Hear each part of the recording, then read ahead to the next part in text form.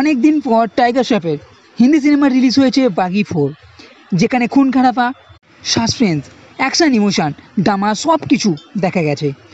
যার টেলরেই খুব ধুমধারাকা কাটাকাটি অ্যাকশন সিন দেখানো হয়েছিল।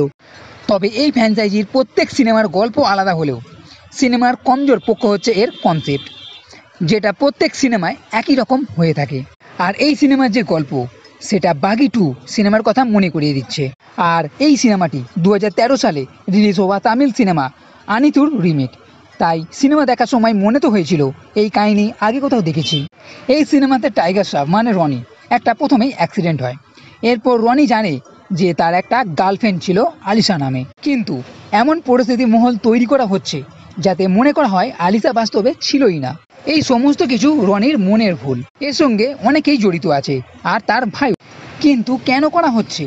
আলিশা কি সত্যই আছে? থাকলে কিভাবে তাকে পাবে? এদিকে ভিলেনের চরিত্রে দেখতে পাচ্ছি আমরা সঞ্জয় দত্তকে। এখানেই আছে একটা টুইস্ট, যার জন্য দেখতে হবে এই সিনেমা। এই সিনেমার যে কাহিনী তার বেশ সলিডভাবেই তৈরি করা হয়েছে। এই যে রনিকে সব কিছু ভুলিয়ে দেওয়া, যে পরিস্থিতি তৈরি করা, এবং বলতে গেলে এই সিনেমার কিছুক্ষণের পর থেকেই আপনি ফাটাফাটি অ্যাকশন সিন দেখতে পেয়ে যাবেন। এরকম বেশ কটা আছে। এর মধ্যে মুখোশ পরা লোকেদের সঙ্গে যে ফাইট সিন আছে সেটা তো বেশ দুর্দান্ত। এর সঙ্গে যে নায়িকা আছে আলিশা, তার সঙ্গে কিছু ফ্ল্যাশব্যাকের সিন, তাদের কিভাবে দেখা হলো, ভালোবাসা ইত্যাদি। সিনেমার ফার্স্ট হাফ বেশ ভালো, টান টান আছে, তবে সেকেন্ড হাফটা কিছুটা খাপছাড়া লেগেছে।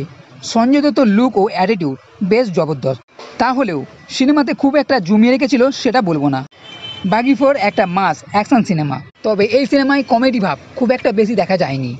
যদি আপনি খুব জবরদস্ত অ্যাকশন, সাসপেন্স, খুন খারাপার সঙ্গে ইমোশনের তরকা দেখতে চান তাহলে বাগি 4 নিশ্চয়ই দেখে নিতে পারেন।